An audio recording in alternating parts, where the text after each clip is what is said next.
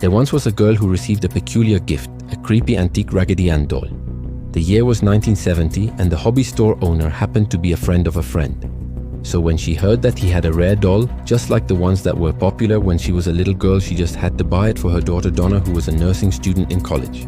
Donna lived in a tiny apartment with her roommate Angie. She was thrilled with the doll, and once there, it was tossed on the bed and quickly forgotten about. In the beginning, the girls ignored the small signs that something was wrong with the doll. From time to time, Donna would notice that the doll seemed to have changed position slightly, but didn't seem to care much. As the weeks passed, however, the doll's movements became more troubling. Both Donna and Angie became genuinely alarmed when they returned home to find the rag doll standing straight and leaning against the chair in the dining room as if it had frozen mid-step when it heard the door open.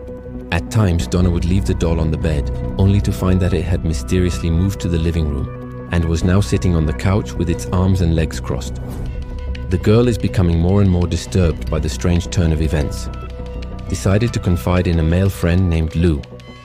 Lou claimed that he realized that something about the doll was evil the moment he laid eyes on it. But the girls rejected his claim and said that they didn't believe in that sort of thing. But Annabelle's actions got even weirder. Random, curious notes began to appear around the apartment. Donna and Angie would find strips of parchment paper upon which words like "help us" or "help Lou" would be scrawled in a conspicuously childlike fashion. But the nightmare didn't end there. One night, Donna returned home to find Annabelle in her bed with blood on her hands. The blood, or some sort of red liquid, seemed to be coming from the doll itself. Donna finally agreed to bring in a who could talk to spirits. They sat with the doll and told the girls that long before the apartment complex had been built, there had been a field on that property. A 7-year-old girl named Annabelle Higgins had been found dead in that field. Her spirit remained, and when the doll came into the house, the girl latched onto it. She found Donna and Angie to be trustworthy. She just wanted to be safe with them. The girls, being compassionate nurses, were ready to accept Annabelle as their friend, but Lou warned them otherwise.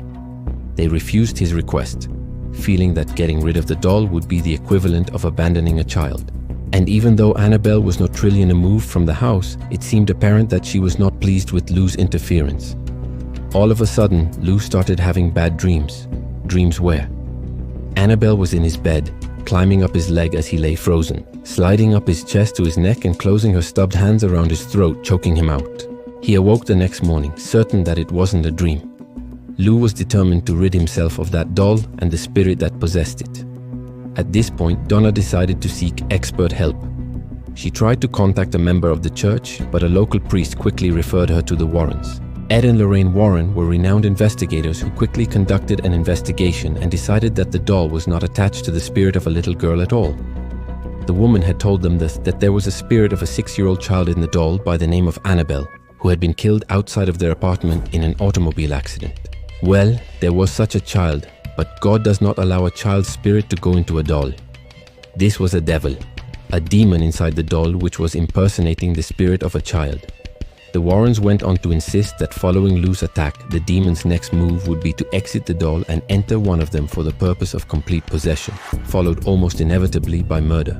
A priest was called into the apartment along with the Warrens, and it was discovered that Annabelle's main goal was to take possession of Donna's soul.